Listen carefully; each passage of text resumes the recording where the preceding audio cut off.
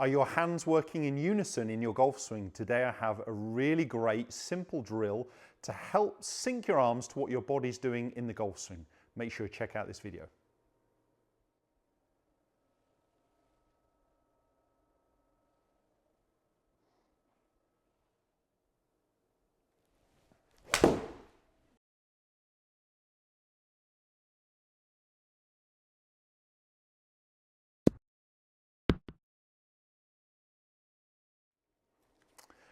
So as mentioned there, what we're going to be discussing is the hands in the golf swing. And that's what I was demonstrating with that exercise, just holding the two alignment rods, alignment sticks there.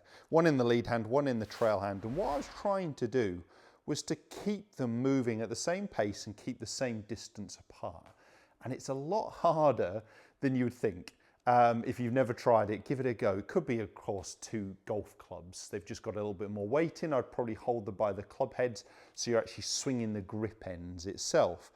Now, the idea with this is just that we're not getting an over-dominating force. We don't want there to be more of the lead hand or more of the trail hand. Of course, they're going to work together. So I want to try and feel like they're moving at the same pace, maintaining the same gap, and that I've got equal pressure in here. And whatever my lead hand is doing, my trail hand is responding to, or vice versa. So in that takeaway movement, I get a lot of questions. Is it the lead hand pushing the club away? Is it the trail hand pulling the club away? I would actually say in that first movement, if we just discussed the takeaway movement, it's actually the body starting to rotate away from the target and the arms responding. So my hands and club are moving on a slight arc shape.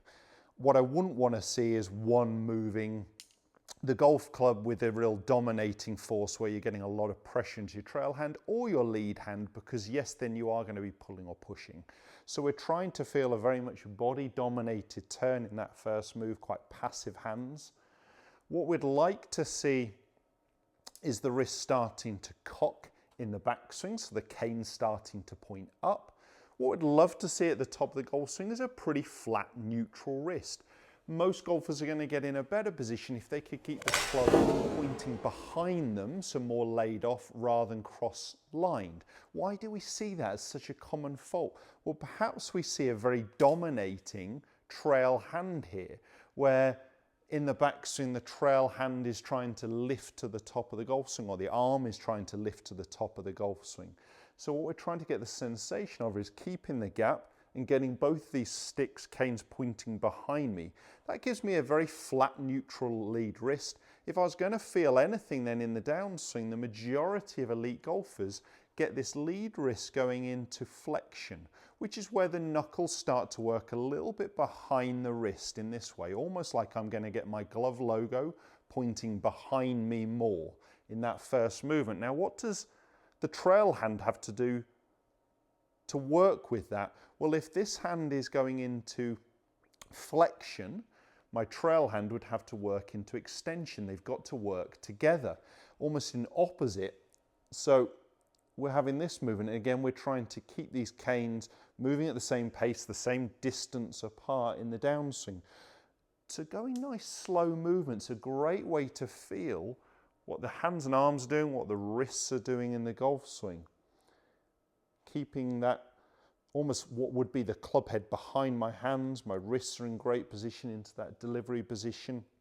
Now I often get the question of what our wrists are doing through the golf ball. Well, I would still want it to impact my lead wrist in a little bit of flexion, my trail wrist would be in a little bit of extension, and that will change just post-impact. So the lead wrist starts working into extension, almost more of a cupping position.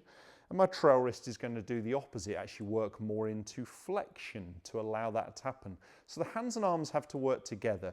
We do not want an over-dominating force one way or another. And that's where these canes could work quite nicely, not trying to get a crossover of the canes, of the sticks there. We're trying to get them to work together.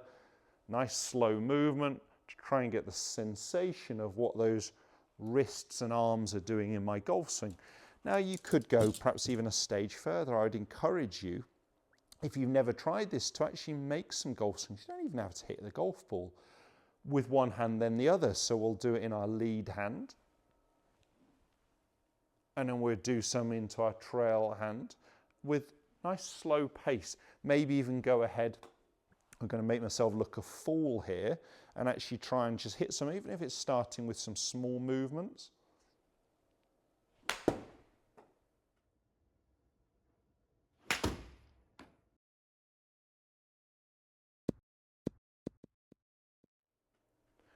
So working with first of all, worked with the right hand, then a harder one into the left. Now you may want to do this off a T-peg. I might well scuff this. I'm not great left hand only swings, but it's obviously an area I need to get better at. Work on your non-dominant side. I'm definitely stronger on my right side than my left.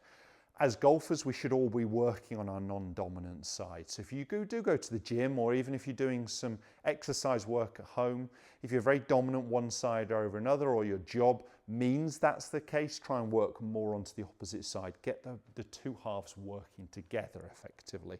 So I was trying to put off my lead hand only swing here, wasn't I?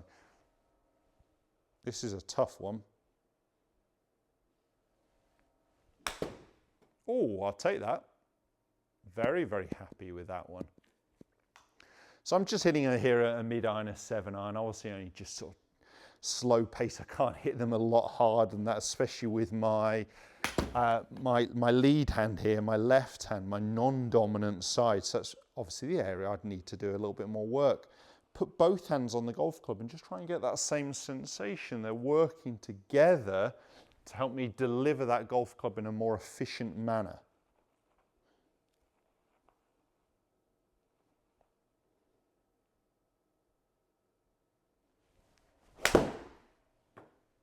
That felt good. Hey, straight down my target line. I'll definitely take that. Got a chance, nearly. So, real simple video. I don't want to put a lot into this. It's just trying to get those hands and arms to work in unison. As I said, whatever this wrist is doing, this wrist is going to respond. And you need to get that sensation there at same sort of tension levels, moving at the same sort of pace. We're not getting one dominating force there. Definitely work. The other big thing to take from this video is definitely do some swings with your non-dominant side. And if you can start to build up that side with exercise, fantastic. I meet so many golfers, right-handed golfers, who are so strong on the right side, very weak onto the left. We tend to see when we measure people for golf clubs, them, almost getting their trail shoulder an inch and a half lower than their lead, and they wonder why they're having back problems here. So work on your non-dominant side, even if it's doing silly stuff, just like brushing your teeth with your left hand instead of your right hand in an evening, or standing on one foot. Actually work on that non-dominant side and doing some swings actually with one hand than the other, just to feel what the hands and arms are doing to respond. If that video has helped, hit the thumbs up, share it with as many golfers as you can, and don't forget to subscribe to my channel, at least 2 instructional videos a week. Right now, YouTube is suggesting the next video of mine that's relevant for you, and it's just here. Click on it and check it out.